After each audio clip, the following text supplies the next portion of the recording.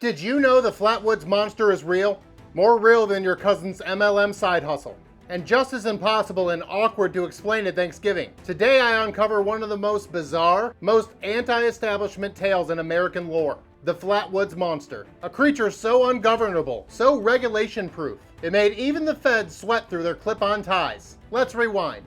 Braxton County, West Virginia, 1952. A mysterious glowing object streaks through the sky, possibly a UFO, or possibly a sentient protest against centralized power. Local kids investigate, because this was a time when telling your kids to fuck off for a few hours was perfectly fine. What did they find? A 10-foot tall figure hovering in the woods, cloaked in what the media called a dress, but what I call a space chic invisibility couture. Did it ask for taxes? No. Did it impose licensing fees on tree staring? Also no. It just stood there, peacefully, autonomously, emitting a foul sulfur smell, which, if you've been to DC, is how you know it wasn't from there. But what does the government do when it meets a creature that refuses to register, license, or comply? They cover it up. Oh, it was just a big barn owl. Sure, pal, and the IRS is just a charity. Let me tell you, folks, the Flatwoods Monster wasn't a threat. It was a symbol. A 10-foot tall glowing metaphor for opting out of the system. No ID, no social security number, no surveillance footprint. Heck, the guy probably didn't even have a library card.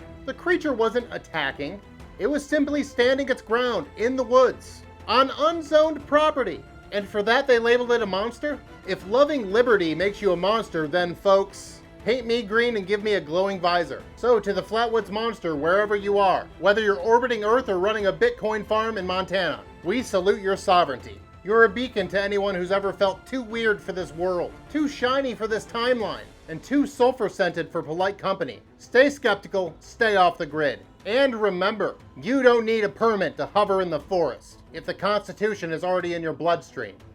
Cal Carver, over and out.